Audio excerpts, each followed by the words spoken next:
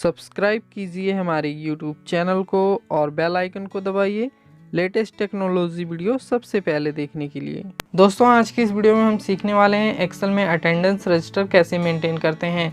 तो दोस्तों अगर आप लोग भी एक्सेल में अटेंडेंस रजिस्टर मेंटेन करना सीखना चाहते हैं तो इस वीडियो को बिल्कुल लास्ट तक देखना ताकि आप लोग अच्छे से इसे सीख पाएँ। तो चलिए शुरू करते हैं अपना ये वीडियो। तो दोस्तों यहाँ पर आप लोग देख सकते हैं हमने एम्प्लॉयज़ का एक छोटा सा डाटा बनाया है। सबसे पहले हमने सीरियल नंबर ले लिया, उसके बाद एम्प्लॉय नेम, उसके बाद एम्प्लॉय फादर नेम और उसके बाद एम्प्लॉय आईडी और उसके बाद यहाँ पर डेजिग्नेशन। तो यहाँ पर सबसे पहले हम अपनी डेट मेंशन करने वाले हैं और ये डेट हम 31 तक लेंगे। तो यहाँ पर आप डाल दीजिए डेट और उसके बाद यहाँ पर टाइप करिए 1 और 2 और उसके बाद इन दोनों सेल को आप सिलेक्ट करके यहाँ से नीचे से इसे दबा के माउस आगे तक खींच दीजिए और ये आपको 31 तक लेना है, ठीक है। और उसके बाद अपना जो है माउस छोड़ देंगे तो आपका ये डेट यहाँ तक 31 तक आ जाएगा। उसके बाद दोस्तों आपको यहाँ पर डेज टाइप करने हैं, मंडे ट्यूसडे। तो हम यहाँ पर डेज लिख लेते हैं और उसके बाद यहाँ पर हम MON टाइप करेंगे। तो आप चाहें तो यहाँ पर पूरा नाम लिख सकते हैं मंडे, लेकिन हम यहाँ पर अभी शुरू के 3 लेटर लेंगे। और उसके बाद दोस्तों MON टाइप करने के बाद आपको यहाँ पर नीचे ले जाना है कर्सर और उसके बाद यहाँ नीचे से कोने से पकड़ के इसको खींच देना है आगे तक जहाँ तक आपने अपनी डेट मेंशन की है, ठीक है। तो ये इस तरह आ जाएगा। उसके बाद दोस्तों अभी इन दोनों सेल को हम पूरी रो को सिलेक्ट करके हम इसका जो है मिडल में रख लेते हैं इस तरह। तो ये मिडल में आ जाएगा, ठीक है। ये तो हो गया हमारा डेज। और उसके बाद दोस्तों अभी हम ले लेते हैं अपना जो संडे वाला कॉलम है उसे हम हाईलाइट कर लेते हैं रेड कलर से, ठीक है। तो हम इसे हाईलाइट कर लेते हैं रेड कलर से इन सबको जितने भी संडे आ रहे हैं बीच में, ठीक है। इस तरह हाईलाइट हम कर लेते हैं इसे और उसके बाद यहाँ पर इस संडे को भी हम हाईलाइट कर लेते हैं और उसके बाद यहाँ लास्ट का रह गया हम इसे भी हाईलाइट कर लेते हैं। उसके बाद दोस्तों हम अपना हॉलीडे यहाँ पर हाईलाइट कर लेते हैं ग्रीन कलर से। तो मैं इसे ग्रीन कलर से हाईलाइट कर लेता हूँ। 10 और 11 तारीख को मैं हॉलीडे रखूँगा तो इसके लिए हम 10 और 11 को हाईलाइट कर लेंगे ग्रीन कलर से, ठीक है। उसके बाद दोस्तों हम अपनी प्रेजेंट और एब्सेंट पर आ जाते हैं। तो यहाँ पर हम एक हफ्ते की जो है अपनी प्रेजेंट और एब्सेंट मेंशन करेंगे। तो मैं यहाँ पर अपनी डाल देता हूँ प्रेजेंट एब्सेंट। उसके बाद दोस्तों यहाँ पर हम अपनी प्रेजेंट और एब्सेंट दिखाने के अलावा यहाँ पर अगर कोई एम्प्लॉय हाफ डे में आया है तो हम हाफ डे के लिए H यहाँ पर लगा लेते हैं, ठीक है। तो मैं यहाँ पर कुछ एम्प्लॉय का जो है हाफ डे लेने वाला हूँ और इसी तरह मान लीजिए हम ऊपर भी ले लेते हैं हाफ डे, ठीक है। तो इस तरह दोस्तों यहाँ पर हमने प्रेजेंट एब्सेंट हाफ डे सब कुछ यहाँ पर ले लिया है। तो हम इसको कॉपी कर लेते हैं और बाकी के सेल में जो है इसे पेस्ट कर देते हैं और उसके बाद यहाँ पर हम इस पूरे जो 6 डेज़ की है प्रेजेंट एब्सेंट इसे हम कॉपी करके बाकी में पेस्ट कर देते हैं, क्योंकि अगर हम ऐसा नहीं करेंगे तो टाइम ज़्यादा लग जाएगा इस शीट को तैयार करने में, ठीक है। और लास्ट के कॉपी करके पेस्ट कर देते हैं। दोस्तों यहाँ पर हमने अपना present absent half day holiday और संडे को मेंशन कर दिया है और उसके बाद अभी हम यहाँ पर अपना बेसिक सैलरी मेंशन कर लेते हैं। तो यहाँ पर मैं बेसिक सैलरी डाल देता हूँ। तो इस तरह से आप अपनी बेसिक सैलरी जो है आपके एम्प्लॉयज़ की वो डाल दीजिए। यहाँ पर बेसिक सैलरी डालने के बाद यहाँ पर हम अपने कर्मचारियों की प्रेजेंस कैलकुलेट करने वाले हैं। तो यहाँ पर मैं प्रेजेंस टाइप कर लेता हूँ और उसके बाद एंटर प्रेस करिए। तो दोस्तों यहाँ पर आपको अपने कर्मचारियों की प्रेजेंस कैलकुलेट करने के लिए आपको काउंट इफ़ का फार्मूला यूज़ करना पड़ेगा। तो काउंट इफ़ का फार्मूला यूज़ करने के लिए यहाँ पर हमें इक्वल का साइन लगाना है और उसके बाद यहाँ पर काउंट इफ़ टाइप करेंगे तो यहाँ पर नीचे फार्मूला आ जाएगा। उसके बाद टैब की का यूज़ करते हैं तो यहाँ पर आपको फार्मूले का सिंटैक्स खुल के आ जाएगा। तो सबसे पहले ये हमसे पूछ रहा है रेंज। तो रेंज में हमें 1 से 31 तक ये पूरी रो को सिलेक्ट कर लेना है 1 से 31 तक, ठीक है। उसके बाद वापसी हम अपने फार्मूले पर आ जाते हैं यहाँ नीचे से। उसके बाद कोमा लगाना है। उसके बाद क्राइटेरिया में दोस्तों हमें P लेना है डबल कोट्स लगाकर। तो सबसे पहले डबल कोट्स लगाइए। उसके बाद प्रेजेंस के लिए हमने P मेंशन किया था तो हम यहाँ पर P डालेंगे। उसके बाद डबल कोट्स अगेन लगाना है और उसके बाद ब्रैकेट क्लोज कर देना है और एंटर प्रेस कर देना है। तो ये आपके कर्मचारियों की जो है प्रेजेंस निकल के आ जाएगी।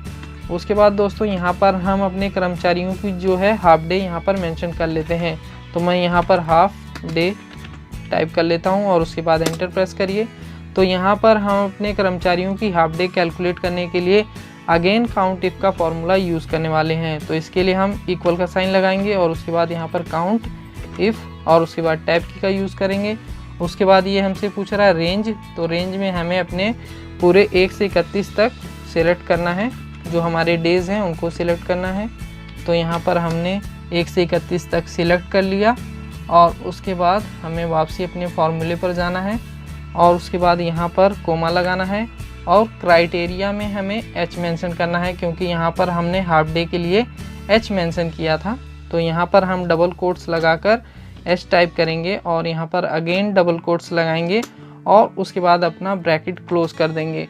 दोस्तों यहाँ पर एक बात और ध्यान रखना, हमने जो है हाफ डे मतलब हाफ होता है, आधा दिन होता है, तो हाफ डे के लिए हम 0.5 मेंशन करते हैं। तो इसके लिए आपको मल्टीप्लाई का साइन लगाना है और उसके बाद यहाँ पर 0.5 मेंशन करेंगे हाफ डे के लिए। तो ये आपका हाफ डे कैलकुलेट हो जाएगा। ठीक है, अगर आप नॉर्मली काउंट इफ का फॉर्मूला यूज़ करते तो यहाँ पर आपका जो है 2 आ रहा है, तो अगर आप यहाँ पर 0.5 नहीं लगाते तो यहाँ पर 4 आता, क्योंकि आपकी जो हाफ डे होती वो 4 होती। ठीक है, तो यहाँ पर अगर हम नंबर ऑफ डेज़ में इसे कन्वर्ट करेंगे तो ये 2 आएगा। ठीक है, उसके बाद दोस्तों यहाँ पर हम अपने कर्मचारियों की एब्सेंस मेंशन कर लेते हैं। तो मैं यहाँ पर एब्सेंस लिख देता हूँ और उसके बाद यहाँ पर हम अगेन काउंट इफ का फॉर्मूला यूज़ करने वाले हैं। तो इसके लिए इक्वल का साइन लगाएंगे और अगेन काउंट इफ और उसके बाद यहाँ नीचे फॉर्मूला आ चुका है तो हम टैब की का यूज़ कर लेते हैं। उसके बाद रेंज में आपका 1 से 31 तक आपका जो रो है ये सिलेक्ट हो जाएगा। 1 से 31 तक हमारा डेज जो है यहाँ से शुरू होता है, तो हमने यहाँ से और 31 तक सिलेक्ट कर लिया है। उसके बाद हमें कोमा लगाना है और उसके बाद डबल कोट्स, उसके बाद क्राइटेरिया में हमें ए देना है एब्सेंस के लिए। तो हम यहाँ पर अगेन डबल कोट्स लगाएंगे और ब्रैकेट बंद कर देंगे और एंटर प्रेस कर देंगे। तो दोस्तों ये आपकी एब्सेंस निकल के आ जाएगी। उसके बाद हम कंट्रोल डी फॉर्मूले की मदद से इसे बाकी के सेल में पेस्ट कर देते हैं। उसके बाद दोस्तों यहाँ पर हम अपना ऑफ कैलकुलेट कर लेते हैं कि कितने दिन हमारी फैक्ट्री या ऑफिस बंद था। तो इसको कैलकुलेट करने के लिए हमें अगेन काउंट इफ़ का फॉर्मूला यूज़ करना पड़ेगा। तो इसके लिए हम इक्वल का साइन लगाएंगे और उसके बाद काउंट इफ़ और उसके बाद ये फार्मूला आ चुका है तो हम टैब की का यूज़ कर लेते हैं। उसके बाद दोस्तों रेंज में आपको 1 से 31 तक जो डेज़ हैं इन्हें सेलेक्ट कर लेना है। तो हम अपना ये पूरा सिलेक्ट कर लेते हैं और उसके बाद यहाँ से नीचे से हम वापसी अपने फॉर्मूले पर आ जाते हैं। उसके बाद कोमा लगाना है और उसके बाद क्राइटेरिया में दोस्तों यहाँ पर हमसे पूछ रहा है क्राइटेरिया क्या है। तो हमने जो है अपना संडे और हॉलीडे में हमने यहाँ पर कुछ भी मेंशन नहीं किया था, मतलब कि जो हमारी ये पूरी रो थी इनको हमने ब्लैंक रखा है। जैसे हमने यहाँ प्रेजेंट एब्सेंट में पी और ए मेंशन किया था, तो यहाँ पर हमने अपना संडे और हॉलीडे में कुछ भी मेंशन नहीं किया है। तो यहाँ पर हम सिंपली ब्लैंक रखने वाले हैं। तो इसके लिए हम डबल कोट्स लगाएंगे और उसके बाद अगेन डबल कोट्स लगाएंगे। तो ये हमारी ब्लैंक वैल्यू जो होगी उसे कैलकुलेट करेगा। ठीक है, उसके बाद हम ब्रैकेट क्लोज कर देंगे और सिंपली एंटर प्रेस कर देंगे। तो ये यहाँ पर हमारे संडे और हॉलीडेज़ के जो डेज़ हैं उन्हें कैलकुलेट करके दे देगा। उसके बाद दोस्तों इसे हम कंट्रोल डी की मदद से बाकी के सेल में पेस्ट कर लेते हैं। उसके बाद दोस्तों यहाँ पर हम मेंशन करने वाले हैं टोटल पेड डेज़ कि मतलब कि कर्मचारी को पूरे महीने में कितने दिनों की सैलरी मिली। तो इसको कैलकुलेट करने के लिए हम इक्वल का साइन लगाएंगे और उसके बाद हमारी जो प्रेजेंस है इस सेल को सिलेक्ट करेंगे। उसके बाद प्लस का साइन लगाना है, उसके बाद हाफ डे वाले सेल को सिलेक्ट करना है, उसके बाद हमें प्लस का साइन अगेन लगाना है और उसके बाद ऑफ वाले सेल को सिलेक्ट करना है और उसके बाद सिंपली एंटर प्रेस कर देना है। एब्सेंस वाले सेल को छोड़ देना। ठीक है, उसके बाद सिंपली एंटर प्रेस कर देंगे तो ये हमारी टोटल पेड डेज निकल के आ जाएगी। उसके बाद दोस्तों हम इसे कंट्रोल डी की मदद से बाकी के सेल में पेस्ट कर लेते हैं। उसके बाद दोस्तों यहाँ पर हम निकालने वाले हैं पर डे सैलरी की, मतलब कर्मचारी को पर डे कितनी सैलरी मिलती है। तो इसके लिए हम यहाँ पर मेंशन कर लेते हैं पर डे सैलरी उसके बाद एंटर प्रेस करते हैं। उसके बाद दोस्तों पर डे सैलरी कैलकुलेट करने के लिए आपको यहाँ पर इक्वल का साइन लगाना है और उसके बाद आपकी जो बेसिक सैलरी है इस सेल को सिलेक्ट करिए और उसके बाद आपको डिवाइड का साइन लगाना है और उसके बाद आपको यहाँ पर 31 मेंशन कर देना है और सिंपली एंटर प्रेस कर देना है। तो ये आपकी पर डे सैलरी निकल के आ जाएगी। तो दोस्तों यहाँ पर आपने 31 इसलिए मेंशन करना है क्योंकि हमारा जो मंथ है वो 31 डेज़ का है। अगर आपका जो महीना है जैसे कि मान लीजिए फरवरी का महीना है तो आप यहाँ पर 28 या 29 मेंशन कर सकते हैं। अगर वो अप्रैल का महीना है तो आप यहाँ पर 30 मेंशन कर सकते हैं। मतलब कि जितने भी दिन का आपका महीना होगा उस दिन को यहाँ पर मेंशन करना पड़ेगा। 30, 31, 28, 29 जो भी मेंशन करना है कर सकते हैं। उसके बाद सिंपली एंटर प्रेस कर दीजिए तो ये आपकी पर डे सैलरी निकल के आ जाएगी। उसके बाद हम इसे कंट्रोल डी की मदद से बाकी के सेल में पेस्ट कर लेते हैं। उसके बाद दोस्तों यहाँ पर हम मेंशन करने वाले हैं टोटल सैलरी की, मतलब कर्मचारी को पूरे महीने में कितनी सैलरी मिली। तो इसको कैलकुलेट करने के लिए आपको यहाँ पर इक्वल का साइन लगाना है और उसके बाद आपको टोटल पेड डेज वाले सेल को सिलेक्ट करना है और मल्टीप्लाई का साइन लगाना है और उसके बाद ये पर डे सैलरी वाला जो सेल है इसे सिलेक्ट करिए और सिंपली एंटर प्रेस कर दीजिए। तो ये आपकी टोटल सैलरी निकल के आ जाएगी यहाँ पर और उसके बाद हम इसे कंट्रोल डी की मदद से बाकी के सेल में पेस्ट कर देते हैं। उसके बाद दोस्तों यहाँ पर हम अपना HRA कैलकुलेट करने वाले हैं, मतलब कि हाउस रेंट अलाउंस। तो दोस्तों यहाँ पर हम अपना HRA इस बेस पर कैलकुलेट करने वाले हैं कि अगर किसी एम्प्लॉय की जो सैलरी है वो 10,000 या 10,000 से ऊपर है तो हम उसे हाउस रेंट अलाउंस 1500 रुपये देंगे। अगर किसी कर्मचारी की सैलरी 10,000 से कम है तो हम उसे 1000 रुपये देंगे। तो इसको कैलकुलेट करने के लिए दोस्तों हम यहाँ पर इफ फार्मूला यूज़ करने वाले हैं। तो इसके लिए हमें यहाँ पर इक्वल का साइन लगाना है और उसके बाद यहाँ पर इफ़ टाइप करिए और ब्रैकेट ओपन कर लीजिए। तो देखेंगे दोस्तों आप फार्मूले का सिंटेक्स यहाँ पे खुल के आ चुका है। तो सबसे पहले ये हमसे पूछ रहा है लॉजिकल टेस्ट। तो लॉजिकल टेस्ट में हमें बेसिक सैलरी वाला सेल सिलेक्ट करना है और उसके बाद यहाँ पर हम ग्रेटर देन का साइन लगाएंगे और इक्वल का साइन लगाएंगे और उसके बाद यहाँ पर 10,000 टाइप करेंगे। तो दोस्तों यहाँ पर हमने ये कंडीशन लगाई है कि अगर किसी कर्मचारी की सैलरी 10,000 या 10,000 से ज़्यादा है तो आप यहाँ पर क्या दिखाना चाहेंगे। उसके बाद दोस्तों यहाँ पर आपको कोमा लगाना है और उसके बाद दोस्तों ये हमसे पूछ रहा है वैल्यू इफ़ ट्रू, मतलब कि अगर आपने जो कंडीशन लगाई है कि अगर किसी एम्प्लॉय की सैलरी 10,000 या 10,000 से ज़्यादा होती है तो ये आप यहाँ पर क्या शो करना चाहेंगे। तो इसके लिए दोस्तों हम यहाँ पर 1500 दिखाएंगे और उसके बाद हमें कोमा लगाना है। उसके बाद दोस्तों ये हमसे पूछ रहा है वैल्यू इफ़ फॉल्स, मतलब जो आपने कंडीशन लगाई है अगर वो गलत हो जाती है तो आप यहाँ पर क्या शो करना चाहेंगे। तो हम यहाँ पर जो है 1000 शो करना चाहेंगे और उसके बाद दोस्तों आपको ब्रैकेट क्लोज कर देना है और सिंपली एंटर प्रेस कर देना है। तो आपका जो है HRA कैलकुलेट होके आ जाएगा और उसके बाद हम इसे कंट्रोल डी की मदद से बाकी के सेल में पेस्ट कर लेते हैं। तो दोस्तों अभी हम देख लेते हैं कि ये HRA सही कैलकुलेट हुआ है या नहीं हुआ है। तो सबसे पहले आप देखेंगे बेसिक सैलरी जिसकी थी 15 और 14,000 उसको ये 1500 दिखा रहा है, मतलब कि जिसकी भी सैलरी 10,000 से ऊपर थी उसको इसने 1500 दिखाया है यहाँ पर। और जिसकी भी सैलरी 10,000 से कम थी तो यहाँ पर आप बेसिक सैलरी देखेंगे 9,000, 8,000, 9,500, 8,500, 9,500। तो इनकी सबकी सैलरी का HRA जो है इसने 1000 रुपये कैलकुलेट करके यहाँ पर ला दिया है हमारे सामने। उसके बाद दोस्तों यहाँ पर हम मेंशन कर लेते हैं ग्रोस सैलरी।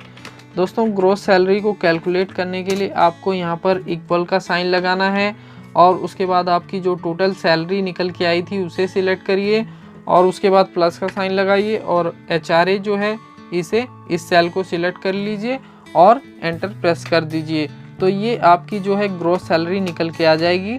तो हम इसे बाकी के सेल में जो है पेस्ट कर लेते हैं कंट्रोल डी की मदद से। उसके बाद दोस्तों यहाँ पर हम अपना ESI मेंशन करने वाले हैं। तो यहाँ पर मैं ESI डाल देता हूँ 1.75%। तो दोस्तों ये आपकी डिडक्शन है और ये आपकी ग्रोस सैलरी में से कटता है, ठीक है। तो इसको कैलकुलेट करने के लिए हमें यहाँ पर इक्वल का साइन लगाना है और उसके बाद हमें अपनी ग्रोस सैलरी वाले सेल को सिलेक्ट करना है और उसके बाद यहाँ पर मल्टीप्लाई का साइन लगाइए और उसके बाद यहाँ पर 1.75%, ठीक है। परसेंट भी लगाना ज़रूरी है, अगर आप नहीं लगाएंगे तो आपकी जो है ESI कैलकुलेशन सही नहीं आएगी। उसके बाद सिंपली एंटर प्रेस कर दीजिए तो ये आपका ESI कैलकुलेट होके आ जाएगा। उसके बाद सिंपली दोस्तों इसे हम कंट्रोल D की मदद से बाकी के सेल में पेस्ट कर लेते हैं और उसके बाद अभी हम यहाँ पर निकाल लेते हैं अपना इन हैंड सैलरी, मतलब कर्मचारी को एक्चुअल में कितना पैसा मिला सब कुछ कट पिट के, इन हैंड सैलरी। ठीक है, उसके बाद एंटर प्रेस करिए और उसके बाद यहाँ पर हमें इन हैंड सैलरी कैलकुलेट करने के लिए अगेन इक्वल का साइन लगाना है और उसके बाद यहाँ पर आपको ग्रॉस सैलरी वाला सेल सिलेक्ट करना है और उसके बाद माइनस का साइन लगाइए और ESI वाले सेल को सिलेक्ट कर लीजिए और सिंपली एंटर प्रेस कर दीजिए। तो ये आपका जो है यहाँ पर इन हैंड सैलरी निकल के आ जाएगा। ठीक है दोस्तों, तो इसे हमने कंट्रोल D की मदद से पेस्ट कर दिया है बाकी के सेल में। तो दोस्तों इस तरह आप लोग एक्सेल में अटेंडेंस रजिस्टर मेंटेन कर सकते हैं ईजिली। तो दोस्तों ये था आज का हमारा वीडियो। उम्मीद करता हूँ आप लोगों को हमारा वीडियो पसंद आया होगा। अगर वीडियो पसंद आया तो इसे लाइक ज़रूर करें। अगर आप अपना कोई क्वेश्चन पूछना चाहते हैं या सुझाव देना चाहते हैं तो नीचे दिए कमेंट बॉक्स में कमेंट करें और हमारे चैनल को सब्सक्राइब करें। साथ में दिए हुए बेल आइकन को ज़रूर प्रेस कर दें ताकि हमारे वीडियो के नोटिफिकेशन आपको मिलते रहें। मिलते हैं अगली अपडेट में, तब तक के लिए धन्यवाद। Good night and bye bye.